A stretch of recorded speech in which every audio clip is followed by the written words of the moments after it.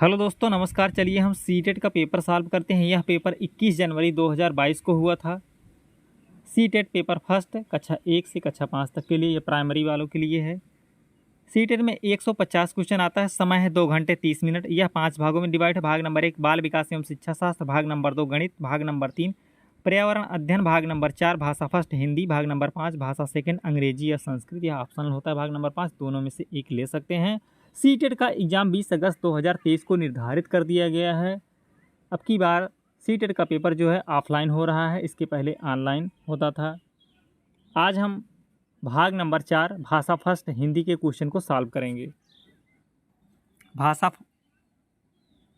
First Hindi निर्देश है प्रश्न संख्या 91 से 99, 91 से 99।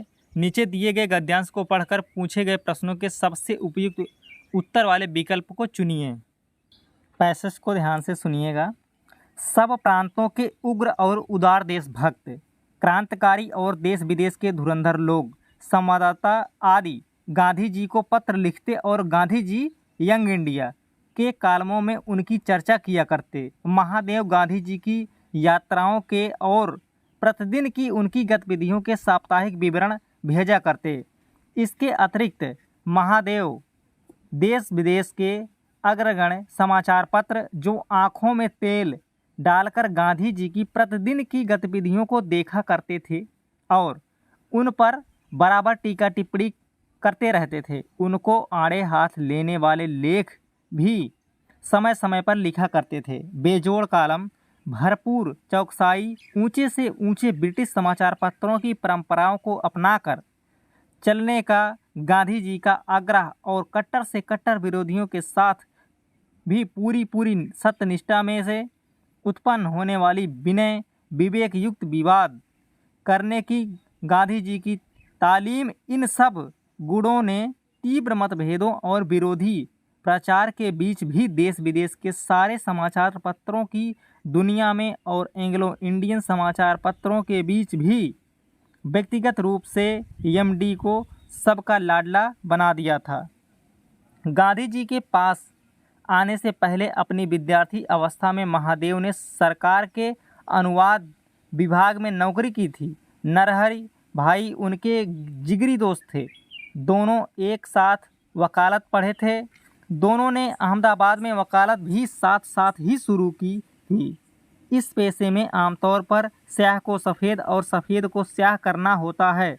साहित्य व संस्कार के साथ इनका कोई संबंध नहीं रहता, लेकिन इन दोनों ने तो उसी समय से टैगोर, शरतचंद्र आदि के साहित्य को उलटना पुलटना शुरू कर दिया था। चित्रांगदा कच्छ देवयानी की कथा पर टैगोर द्वारा रचित विदाई का अभिशाप शीर्षक नाटिका, शरत बाबू की कहानियाँ आदि अनुवाद उस समय की उनकी साहित्यिक गतिविधियों की देन है।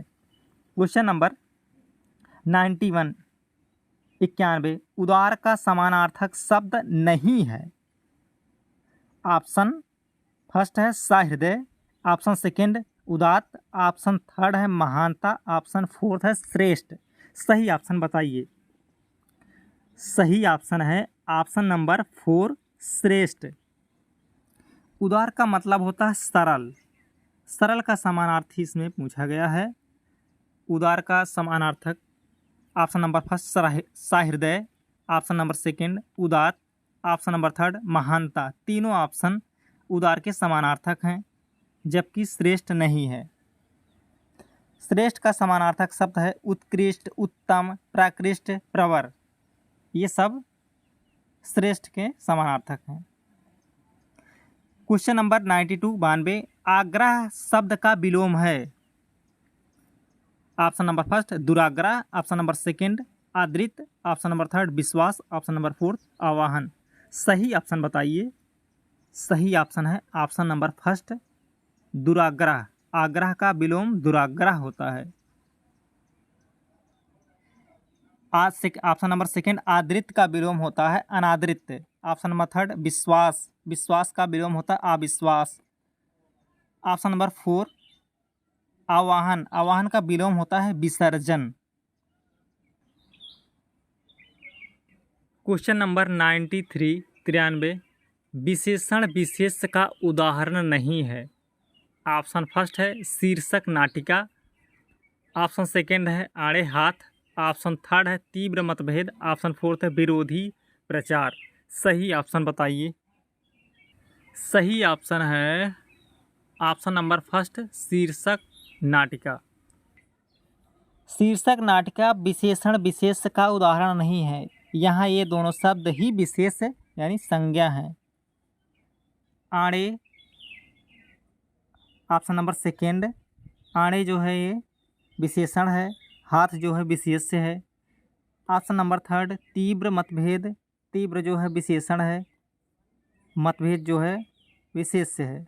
ऑप्शन नंबर फोर्थ विरोधी प्रचार, विरोधी जो है विशेषण है और प्रचार जो है विशेष्य है। क्वेश्चन नंबर 94 प्रस्तुत गद्यांश का मुख्य विषय क्या है? ऑप्शन नंबर फर्स्ट है गांधी जी के परम सहयोगी महादेव भाई Desai, option number second Gandhi ji और विविध समाचार पत्र, option number third Mahadev ji का साहित्य संसार, ऑप्शन नंबर फोर्थ है गांधी जी का अनुपम साहित्य। सही ऑप्शन बताइए इसके पहले जो हमने पैसेज पढ़ा था। चलिए हम पैसेज में देखते हैं।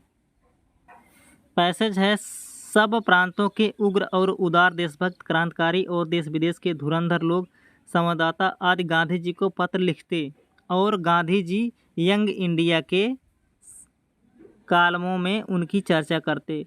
महादेव गांधी जी की यात्राओं के और प्रतिदिन की उनकी गतिविधियों के साप्ताहिक विवरण भेजा करते। इसके अतिरिक्त महादेव देश विदेश के अग्रगण्य समाचार पत्र जो आँखों में तेल डालकर गांधी जी की प्रतिदिन की गतिविधियों को देखा करते थे और उन पर बराबर टीका टिप्पणी किया करते थे। उनको आड़े हाथ लेने वाले लेख भी समय समय पर लिखा करते थे। इसका मतलब यही हुआ गांधी जी के निजी सचिव महादेव भाई देसाई की बेजोड़ प्रतिभा व अद्भुत व्यक्तित्व के बारे में बताया गया। गांधी जी अपने जीवन में यदि निश्चिंत होकर महानतम कार्य कर पाए तो इसमें महादेव जी द्वारा उनको किए गए सहयोग की प्रमुख भूमिका रही। ऑप्शन नंबर फर्स्ट सही है, गांधी जी के परम सहयोगी महादेव भाई देसाई। क्वेश्चन नंबर 95 है गांधी जी किस पत्रिका में क्रांतिकारियों और देशभक्तों द्वारा उन्हें लिखे गए पत्रों की चर्चा किया करते थे? ऑप्शन फर्स्ट है नवजीवन, ऑप्शन सेकंड है इंडियन ओपिनियन, ऑप्शन थर्ड है यंग इंडिया, ऑप्शन फोर्थ है हरिजन। सही ऑप्शन बताइए। चलिए हम पैसेज में देखते हैं। पैसेज में है सब प्रांतों के उग्र और उदार देशभक्त क्रांतिकारी और देश विदेश के धुरंधर लोग संवाददाता आदि गांधी जी को पत्र लिखते और गांधी जी यंग इंडिया के कालमों में उनकी चर्चा किया करते। महादेव गांधी जी की यात्राओं के और प्रतिदिन की उनकी गतिविधियों के साप्ताहिक विवरण भेजा करते थे। Gandhi ji young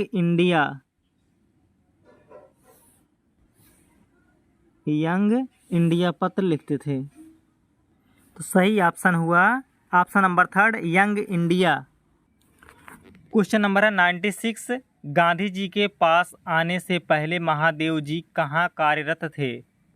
option first है एक सरकारी विद्यालय के अध्यापक के रूप में, ऑप्शन सेकंड है सरकार के एक पुस्तकालय में, ऑप्शन थर्ड है सरकारी कार्यालय में क्लर्क के रूप में, ऑप्शन फोर्थ है सरकार के अनुवाद विभाग में। सही ऑप्शन बताइए। चलिए हम पैसेज में देखते हैं। चलिए गांधी जी के पास आने से पहले अपनी विद्यार्थी अवस्था में महादेव ने सरकार के अनुवाद विभाग में नौकरी की थी। तो सही ऑप्शन नंबर फोर्थ सरकार के अनुवाद विभाग में। क्वेश्चन नंबर है 97 गद्यांश के अनुसार किस पेशे में काले को सफ़ेद व सफ़ेद को काला करना होता है? ऑप्शन नंबर फर्स्ट पुलिस के, ऑप्शन नंबर सेकंड वकील के, ऑप्शन नंबर थर्ड अनुवादक के, ऑप्शन नंबर फोर्थ राजनीतिक के। सही ऑप्शन बताइए। चलिए हम पैसेज पढ़ते हैं। पैसेज में यहाँ से देखिए, दोनों ने अहमदाबाद में वकालत भी साथ साथ ही शुरू की थी। इस पेशे में आमतौर पर स्याह मतलब काला को सफ़ेद और सफ़ेद को स्याह मतलब काला करना होता है। हमारा सही ऑप्शन है ऑप्शन नंबर सेकंड वकील के। क्वेश्चन नंबर 98 किन प्रसिद्ध साहित्यकारों के साहित्य में महादेव जी व उनके दोस्त की रुचि थी?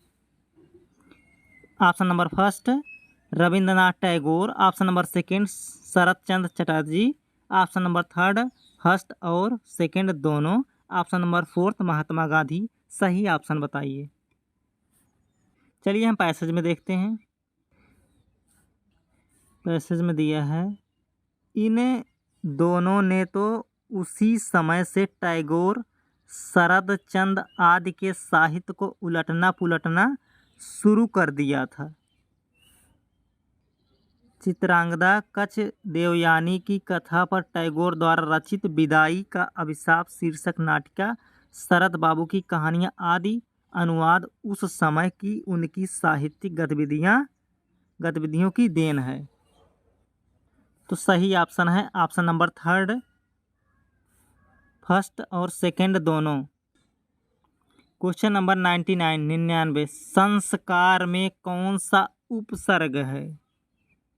ऑप्शन नंबर फर्स्ट सं, ऑप्शन नंबर सेकंड सम, ऑप्शन नंबर थर्ड सं, ऑप्शन नंबर फोर्थ कार। सही ऑप्शन बताइए। सही ऑप्शन है ऑप्शन नंबर सेकंड सम। संस्कार सम धनकार बराबर संस्कार, अतः संस्कार शब्द में सम उपसर्ग है। उपसर्ग वे शब्द होते हैं जो किसी शब्द के आगे जुड़कर उसके अर्थ में परिवर्तन कर देते हैं, वो कहलाते हैं उपसर्ग। निर्देश है प्रश्न संख्या 100 से 105। निम्नलिखित पद्यांश को पढ़कर पूछे गए प्रश्नों के सबसे उपयुक्त उत्तर वाले विकल्प चुनिए। क्या परिचय दूं मैं अपना, द्रौपदी ... पांचाली कृष्णा ... या ज्ञासिनी। सभी संज्ञाएं विशेषण हैं या संबंध सूचक। कभी गौर किया है तुमने, मेरा कोई नाम नहीं। द्रोणाचार्य के अपमान का बदला चुकाने को पिता को चाहिए था एक योद्धा, और धृष्टद्युम्न के पीछे यज्ञ की अग्नि से औचक ही निःसृत मैं सबको स्तब्ध कर खुद ही प्रयोजन बनती रही। अंजाम सुई की नोक के बराबर भूम न पाने वालों के औरस अब तक मुझ पर उंगली उठाते थकते नहीं कि लाखों लोगों की मृत्यु का कारण मैं रही। और भी कई कहानियाँ बुन ली हैं उन्होंने महज इसलिए कि मैं कभी रोई नहीं, गिड़गिड़ाई नहीं, ना माँ के सम्मुख जब उन्होंने बांट दिया 5 बेटों में, और ना कुरुसभा में जहाँ 5-5 पतियों के बावजूद मैं अकेली पड़ गई। क्वेश्चन नंबर 100 निःसृत शब्द है। ऑप्शन नंबर फर्स्ट तत्सम, ऑप्शन नंबर सेकंड तत्भव, ऑप्शन नंबर थर्ड देशज, ऑप्शन नंबर फोर्थ विदेशज। सही ऑप्शन बताइए। सही ऑप्शन है फर्स्ट तत्सम। निःसृत शब्द जो है वो तत्सम है। इसका अर्थ होता है विशेष रूप से निकला या निकाला हुआ। तत्सम शब्द संस्कृत भाषा से आए हुए वे शब्द होते हैं जो हिंदी में अपने मूल रूप ज्यों का त्यों ही प्रयुक्त होते हैं। क्वेश्चन नंबर 101, द्रोणाचार्य शब्द का संधि विच्छेद क्या है? ऑप्शन फर्स्ट है द्रोणा धनचार्य, ऑप्शन सेकेंड है द्रोण धनचार्य, ऑप्शन थर्ड है द्रोण धन आचार्य, ऑप्शन फोर्थ है द्रोणा धन आचार्य। सही ऑप्शन बताइए। सही ऑप्शन है ऑप्शन नंबर थर्ड द्रोण धन आचार्य। यहाँ दीर्घ संधि है। इस संधि के अनुसार जब ह्रस्व या दीर्घ स्वर छोटा आ, छोटी ई, छोटा ऊ, बड़ा आ, बड़ी ई, बड़ा ऊ एक दूसरे के पश्चात आए तो ये मिलकर दीर्घ बड़ा आ, बड़ी ई, बड़ा ऊ हो जाते हैं। क्वेश्चन नंबर 102, यहाँ पांचाली से क्या आशय है? ऑप्शन फर्स्ट 5 पतियों की पत्नी, ऑप्शन सेकेंड पांचाल देश की राजकुमारी, ऑप्शन थर्ड पांचाल जात की लोग, ऑप्शन फोर्थ 5 बेटों की माँ। सही ऑप्शन बताइए। सही ऑप्शन है ऑप्शन नंबर सेकेंड पांचाल देश की राजकुमारी। ऑप्शन नंबर सेकेंड पांचाल देश की राजकुमारी। यहाँ पे कविता में पांचाली शब्द का प्रयोग पांचाल देश की राजकुमारी के लिए किया गया है। द्रौपदी के पिता पांचाल के राजा थे, जिसके कारण उसका एक नाम पांचाली था। क्वेश्चन नंबर 103, पिता को चाहिए था एक योद्धा। यहाँ किस योद्धा की बात हो रही है? Option first Drupad, option second Arjun, option third Ashwatthama, option fourth Dhrishtadyumna. सही ऑप्शन बताइए। सही ऑप्शन है ऑप्शन नंबर फोर्थ धृष्टद्युम्न। पिता को चाहिए था एक योद्धा पंक्ति में द्रौपदी के भाई धृष्टद्युम्न की बात हो रही है। पद्यांश में देख लीजिए, पिता को चाहिए था, पिता को चाहिए था एक योद्धा और Dhrishtadyumna.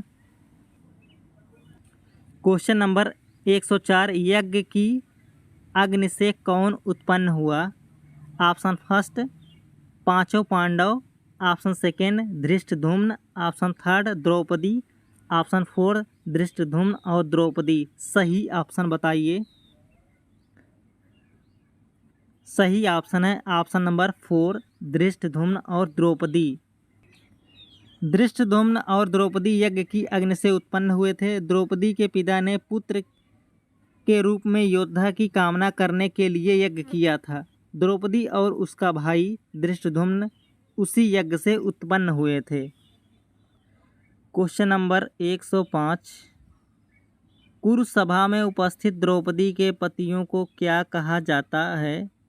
Option first Panchal, option second कुरु, ऑप्शन थर्ड है पांडव, ऑप्शन फोर्थ है आभीर। सही ऑप्शन बताइए। सही option option number third Pandav. कुरुसभा में उपस्थित द्रौपदी के पतियों को पांडव कहा जाता है। पांडु के पुत्र होने के कारण पांचों भाइयों को पांडव कहा जाता था। क्वेश्चन नंबर 106, सभी बच्चे उन गतिविधियों द्वारा अभिप्रेरित होते हैं। ऑप्शन नंबर फर्स्ट जिनकी योजना वयस्क द्वारा बनाई जाती है, ऑप्शन सेकंड जिनकी योजना बच्चों द्वारा बनाई जाती है, ऑप्शन थर्ड है जो बच्चों के लिए अर्थपूर्ण होती है, ऑप्शन फोर्थ जो अध्यापकों के लिए अर्थपूर्ण होती है। सही ऑप्शन बताइए।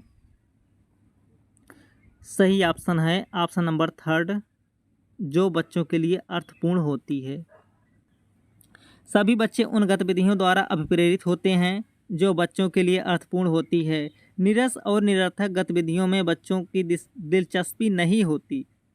शिक्षण प्रक्रिया में गतिविधियों का प्रयोग शिक्षण को रोचक बनाने के उद्देश्य से किया जाता है। गतिविधि आधारित शिक्षण शिक्षा के लिए एक दृष्टिकोण है जो इस विचार पर केंद्रित है कि छात्रों के कार्यों के माध्यम से संलग्न किया जाना चाहिए। गतिविधि आधारित शिक्षण में एक शिक्षक सूत्रधार का कार्य करता है, छात्रों को सीखने की प्रक्रिया के माध्यम से सहायता प्रदान करता है और उन्हें मार्गदर्शन प्रदान करता है।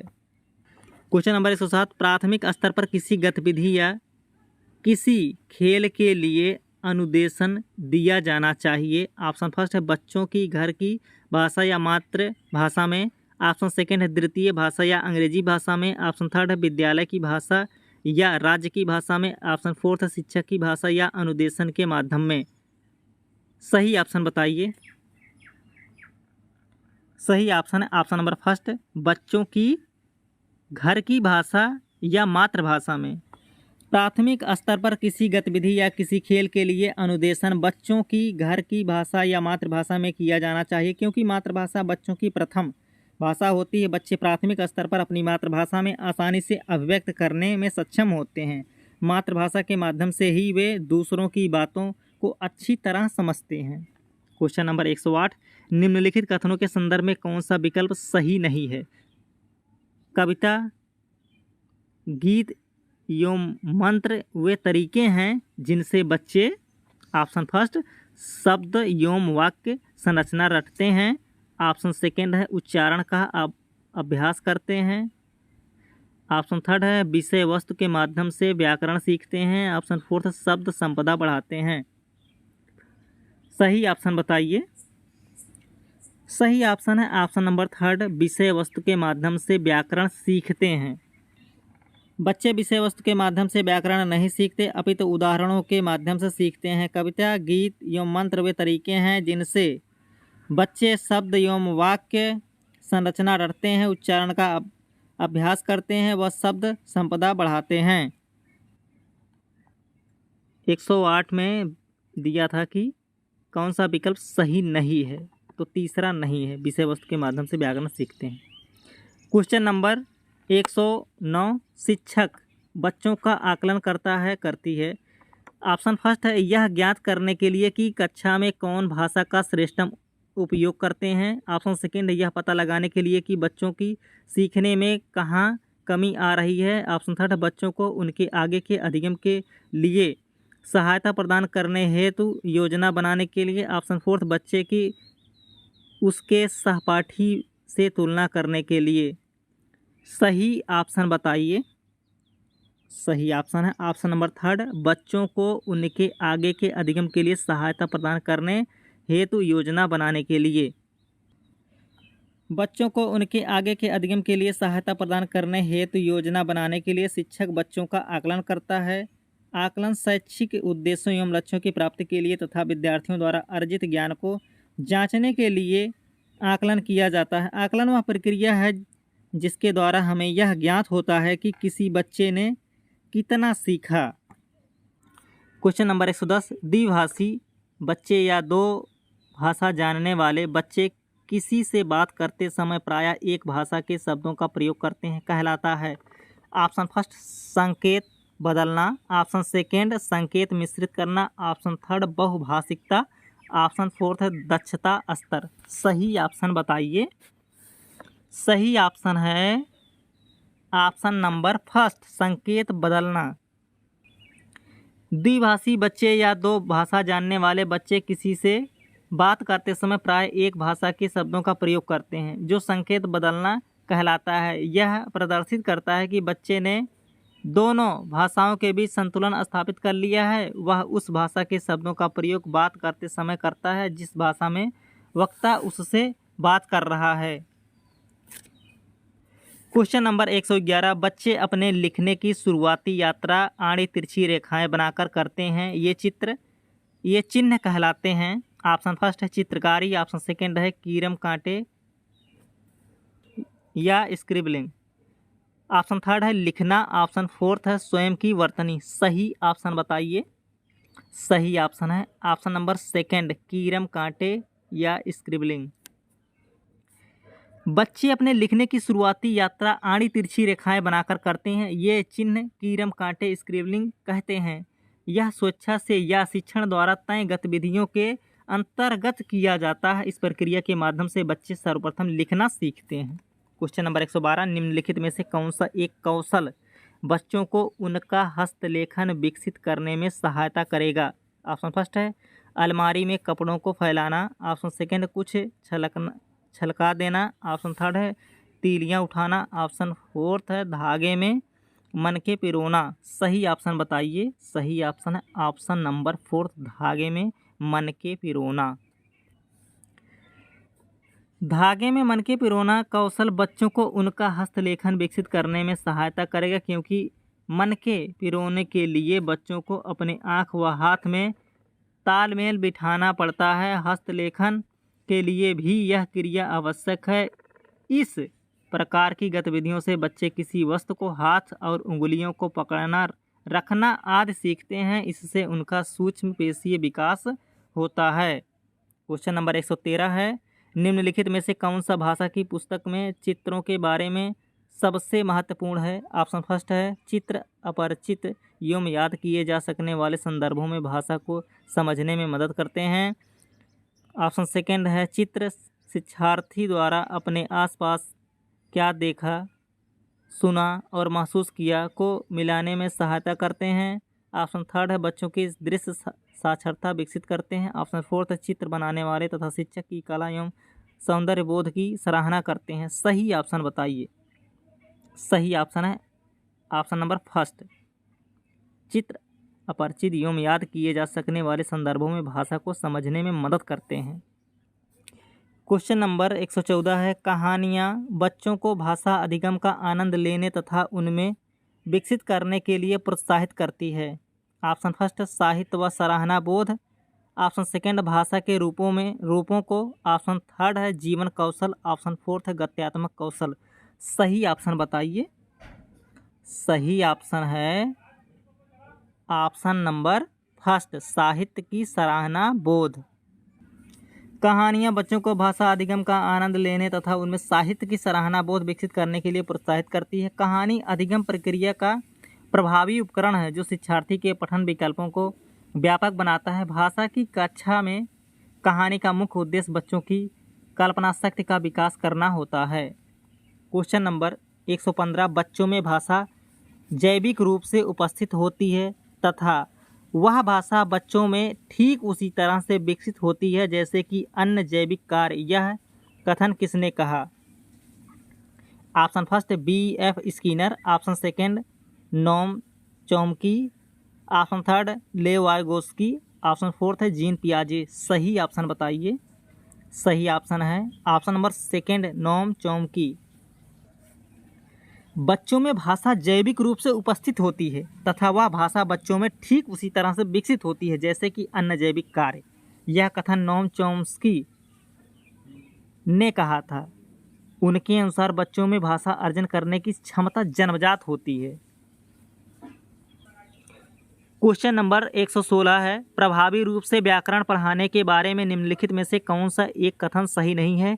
ऑप्शन फर्स्ट है, वास्तविक संप्रेषण के रूप में प्रस्तुत करना। ऑप्शन सेकंड है, संदर्भों के अनुसार व्याकरण के प्रासंगिक नियम बताना। ऑप्शन थर्ड है, वास्तविक जीवन में संप्रेषण के समान अभ्यास करने के अवसर देना। ऑप्शन फोर्थ है, नियमों को रटकर तथा अभ्यास करके व्याकरण सीखना। सही ऑप्शन बताइए। सही ऑप्शन है ऑप्शन नंबर फोर्थ, नियमों को रटकर तथा अभ्यास करके व्याकरण सीखना। नियमों को रटकर तथा अभ्यास करके व्याकरण सीखना प्रभावी रूप से व्याकरण पढ़ाने के बारे में सही नहीं है। यह व्याकरण सिखाने की बोझिल व कठिन विधि है। व्याकरण सिखाने की प्रभावी विधि वास्तविक उदाहरणों के माध्यम से नियमों को समझाना है। क्वेश्चन नंबर 117, निम्नलिखित में से किस पर साक्षरता अर्जित करने में कुशलता होनी चाहिए? ऑप्शन फर्स्ट, ध्वनि विज्ञान संबंधी जागरूकता एवं प्रवाहता। ऑप्शन सेकंड, दृश्य शब्दावली एवं प्रतिमान पहचान। ऑप्शन थर्ड है, अर्थांकन करना एवं भाषा की समझ। ऑप्शन फोर्थ, शुद्धता एवं ध्वनि विज्ञान संबंधी समझ। सही ऑप्शन बताइए। सही ऑप्शन है ऑप्शन नंबर थर्ड, अर्थांकन करना एवं भाषा की समझ। अर्थांकन करना एवं भाषा की समझ पर साक्षरता अर्जित करने में कुशलता होनी चाहिए। साक्षरता या शिक्षण किसी भी भाषा व इसके अर्थों को समझना है। शिक्षण का उद्देश्य बच्चों में भाषा की समझ विकसित करना है। क्वेश्चन नंबर 118, शिक्षा में भाषा अधिगम की प्रक्रिया को बढ़ावा देने के लिए तकनीकी प्रौद्योगिकी का उपयोग करना कहलाता है। Option first, IT। Option second है, ITC। ऑप्शन थर्ड है, सूचनात्मक प्रौद्योगिकी। ऑप्शन फोर्थ है, संप्रेषण प्रौद्योगिकी। सही ऑप्शन बताइए। सही ऑप्शन है option number second ITC information technology. Option second है ITC information communication technology. Option second हो गया। ऑप्शन थर्ड है सूचनात्मक प्रौद्योगिकी। ऑप्शन फोर्थ है संप्रेषण प्रौद्योगिकी। सही ऑप्शन बताइए। सही ऑप्शन है ऑप्शन नंबर सेकंड ITC। शिक्षा में भाषा अधिगम की प्रक्रिया को बढ़ावा देने के लिए तकनीकी प्रौद्योगिकी का उपयोग करना ITC कहलाता है। ऐसी सामग्री जो सूचनाओं के संचित करने तथा प्रसारित करने की सुविधा प्रदान करता है। सूचना एवं संचार प्रौद्योगिकी सूचना एवं संचार प्रौद्योगिकी कहते हैं। Radio, television, computer, internet, mobile आदि इनके उदाहरण हैं। ये दृश्य श्रव्य सामग्री हैं। भाषा अधिगम प्रक्रिया को प्रभावशाली बनाने के लिए अनेक प्रकार के सूचना एवं संचार माध्यमों का प्रयोग किया जाता है। इनके माध्यम से शिक्षार्थी भाषा के नए रूपों से परिचित होते हैं। क्वेश्चन नंबर 119 विद्यार्थियों के अधिगम के आकलन के लिए उपयोग की जाने वाली स्कोरिंग मार्गदर्शिका को क्या कहते हैं? Option first rubrics. Option second जांच सूची। ऑप्शन थर्ड है अनुसूची या विस्तृत सूची। ऑप्शन फोर्थ है क्रम निर्धारण मापनी। सही ऑप्शन बताइए। सही ऑप्शन नंबर फर्स्ट रूब्रिक्स। विद्यार्थियों के अधिगम के आकलन के लिए उपयोग की जाने वाली स्कोरिंग मार्गदर्शिका को रूब्रिक्स कहते हैं। यह एक ऐसा उपकरण है जिसका उपयोग शिक्षकों द्वारा लिखित कार्य, परियोजनाओं, भाषणों, विभिन्न प्रकार के दत्त कार्यों के आकलन करने के लिए किया जाता है। क्वेश्चन नंबर 120 व्याकरण अनुवाद विधि अधिक बल देती है। ऑप्शन फर्स्ट शुद्धता पर। ऑप्शन सेकंड प्रवाह पर। ऑप्शन थर्ड उपयुक्तता पर। ऑप्शन फोर्थ है उच्चारण पर। सही ऑप्शन बताइए। सही ऑप्शन है ऑप्शन फर्स्ट शुद्धता पर। व्याकरण अनुवाद विधि अधिक बल देती है शुद्धता पर। इस विधि में शिक्षार्थियों को व्याकरणिक नियमों के आधार पर लक्ष्य भाषा का भाषाई विवरण समझाया जाता है। यह द्वितीय भाषा शिक्षण की प्राचीनतम विधि है। इस विधि में लेखन कौशल को अधिक महत्व दिया जाता है। यह विधि पहले व्याकरण के नियमों को सिखाती है, फिर उन नियमों को लक्ष्य से मातृभाषा में अनुवाद करने का प्रयोग सिखाती है।